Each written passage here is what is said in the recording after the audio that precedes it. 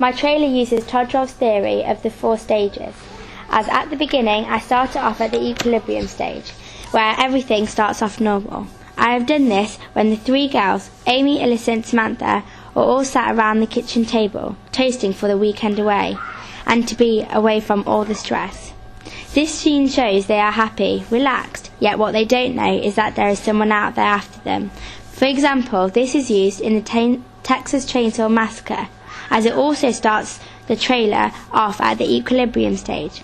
Then I use the disruption stage, when things start to go wrong. For example, when Alyssa picks up the phone and there is no answer, when the doorbell rings but no one is at the door. After this disruption stage of my trailer, the trailer goes into the recognition stage, when they know the killer is after them, and his appearance is shown to the audience in the trailer. This is also conventional, as the killer is mainly shown at the middle of the trailer or towards the end. For example, in Texas Chainsaw Massacre, the killer is only shown towards the end. The 4th stage is their attempt to repair. However, I have challenged conventions, as I have not used this in my trailer, as I didn't want to give too much away to the audience, as at the end of my trailer, my last 2 shots are of a knife dropping on the floor and someone's hands covered in blood. However, the audience does not know who the hands are. This creates enigma and mystery. By using the cliffhanger, it makes audiences more eager to go watch the film when it is released, leaving them to question what will happen next. However, my trailer is not in exact order that it would be in the film, as it is showing different clips, jumping from one scene to another, using a non-linear pattern to grab the audience's focus. I have used certain iconography in my trailer to represent a slasher film, such as a knife, as weapons are often used in slasher films. For example, in the Scream 4 trailer, the killer is mainly always seen holding a knife. Another main iconography that I have used is the mask, which the killer wears. This also allows him to hide his identity. This is also often used in slasher films to create enigma and mystery, as the audience don't know who is behind the mask until the end. For example, this is done in the Scream 4 film. This allows the audience to be at the edge of their chair throughout, as they are eager to find out who is the killer. At the beginning of my trailer, I show the green screen. This is also conventional, as it is the regulation to show that it is appropriate for some audiences. I have also used Dimensions Production Company, as this is a popular company which is used for slasher horror films. I have used institutional conventions by using only one production company for my trailer. I have used representation conventions, for example, the characters which I have used within my trailer. Firstly, I have used 3 young girls as victims, with Amy being the last girl. For example, in Scream 4, there is a group of characters which are shown as the victims, therefore allowing the audience to guess who is the last girl. However, I have followed conventions by using one Asian girl as a disposable character, as this race is not usually used as an authority figure in a slasher film, as it is mainly all stereotypical Caucasian girls which are used as the main characters. My second girl, Samantha, is a stereotypical blonde girl who is often used in slasher films, for example Scream 4. This stereotype is also killed as well as the Asian. However, in slasher films, the last girl is mainly a brunette Caucasian. I have challenged this by using Amy, who is a ginger Caucasian. I have done this to allow my trailer to be unique and stand out from the slasher industry. I have used a typical frustrated male figure as my killer. This is also done in Halloween 2. This is conventional, as the killer is mainly always a male who is after the young girls, which are the victims. This character definitely represents a slasher film, as he wears a mask and is shown with a knife in the trailer. He is tall to allow him to look fierce and scary. I have used a middle-class home for some of my shots to be set in. At the beginning of my trailer, when the 3 girls are sat around the table, they are shown to be sat in the kitchen. The environment is seen to be normal and relaxed, with nothing being unusual, which is following Todorow's theory of equilibrium. This is challenging conventions, as slash films are mainly based in an abandoned old house. However, by using a middle-class house, it allows my trailer to look modern, which may attract a younger audience. I have also used isolated locations, such as when Amy is tied up. This is conventional, as in slasher films they mainly use isolated locations, allowing it to be more scary and mysterious, which represents slasher, as this is often used in slasher trailers, such as Scream 4 and Halloween 2. My first shot is after the Dimensions production company is a shot of high trees. This shows straight away that it is a horror film, as it shows mystery and something is not right. This is a panning shot as it moves upwards slowly. This is the establishing shot to show whereabouts they are and what is around them. The trees represent loneliness and a quiet village, therefore also showing there will be no one there to help the three victims. My trailer was mainly filmed on a tripod, allowing my shots to be steady, well framed and smooth. I have used an over-the-shoulder shot when Samantha is upstairs looking in the mirror. By filming behind her, it allows the audience to see the killer in the mirror while Samantha is brushing her hair. I use this shot to allow the shot to be unique.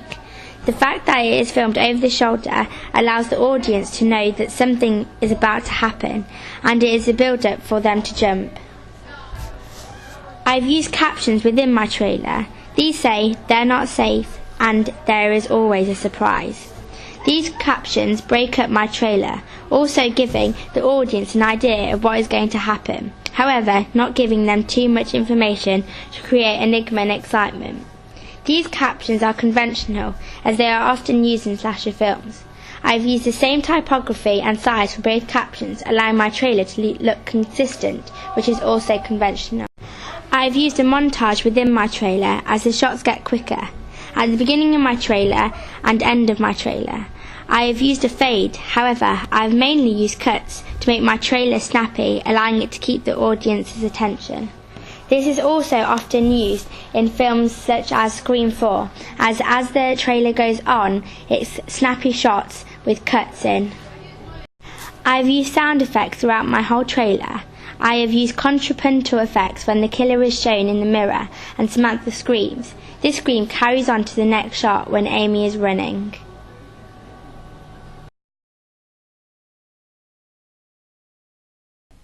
My poster is shown to be in the description stage of Todorov theory. I decided to base it in the description stage as I feel this is the most effective part of the stages, as it allows the audience to see who the killer is, giving them an idea of what genre the film is. This is often used, for example, in the Scream 4 poster, as it is shown in the description stage. However, this shows the killer overlooking the victims. This is also done in the Smiley poster.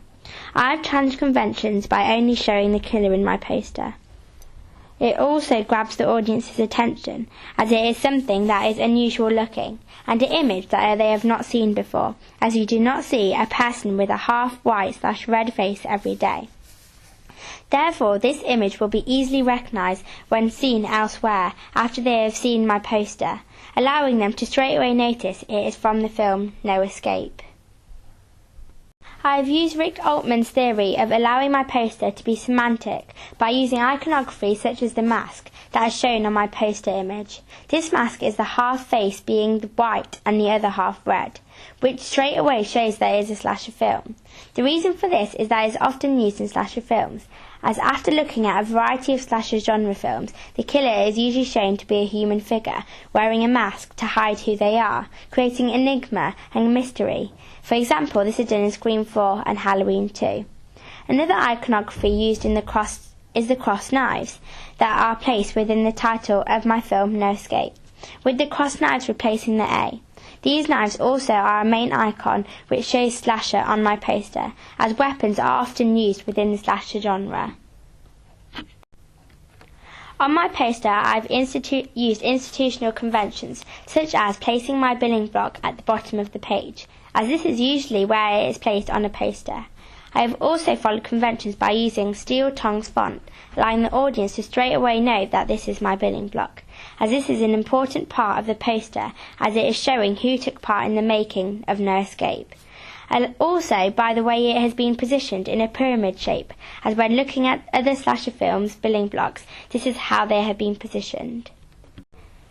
The fact that I have used a male frustrated killer uses representation conventions, as is a stereotype in the slasher film, that the killer is a male most of the time. For example, in Scream 4, as they are seen to be most sexually frustrated, giving him a reason to find this girl, use them and kill them. I've used a close-up shot on my main image of the killer, as it allows the audience to concentrate on what the face looks like, allowing them to see the mask that is representing a slasher film. This is also done on the Scream 4 poster. For my title of No Escape, I've used a sans serif typography, allowing it to look modern, showing that my film is modern, which can lead to attracting young adults, which are my main target, as they are shown to be mostly interested in modern films rather than traditional. This is using the typography conventions of sans serif font as a slasher title, as from looking at a variety of slasher films, for example Scream 4, I found that mainly sans serif fonts are used, as it is strong, sharp and fierce. This reflects objects used in slasher films, such as weapons, as these are shown to be sharp, fierce iconographies. I've used a tagline on my slasher poster which says, "Once you are there, the truth will reveal." This is a statement to tell the audience about the film and giving them an insight of it. However, it doesn't give them too much information to allow them to keep asking questions. This creates enigma, making the audience more eager to go watch the film when it is released.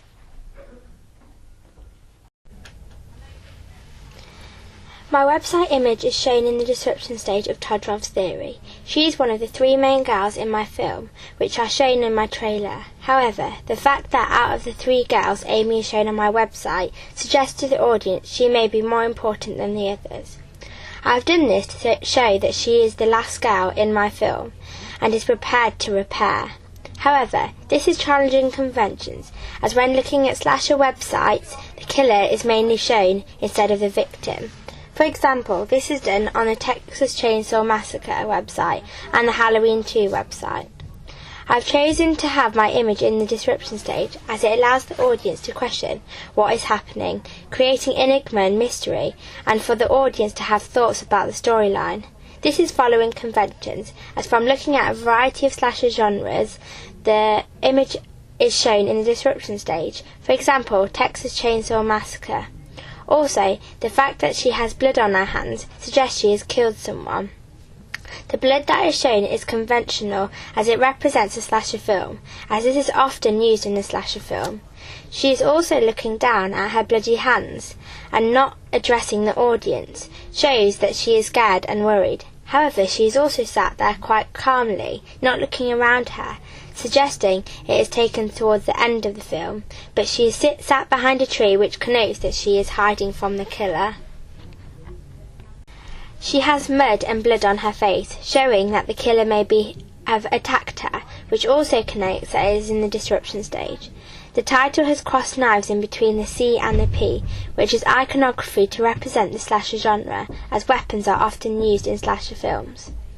For the billing block, I have used Steel Tongue's font, which is conventional, as it allows the audience to notice that it is a billing block, as this is the font that is usually used on billing blocks. I have also used a pyramid position for the billing block, which is conventional. This is placed at the bottom of the website, which is also conventional. For example, the Scream 4 poster also has the billing block placed at the bottom of the page. The fact that my image of a girl is stereotypical, as the victims are usually girls. For example, in Scream 4, also the fact that she is Caucasian is conventional, as the Asian is usually the one who is killed first. I've used a mid-long shot, as it allows the audience to see that she is sat down against the tree, however also letting the audience see her face expression. I also decided to use a mid-long shot so that the audience can see her blooded hands, as this shows that she may have killed someone. I have mainly used sans serif typography to show the audience that it is modern, for example the title. This is also done on the Scream 4 title. However, for the tagline I've put it in sans serif, allowing it to look traditional, therefore enabling it to stand out from the rest of the writing. This tagline is a statement, which is following conventions, as it allows the audience to have an insight about the storyline, however not giving away too much information, to create enigma and mystery.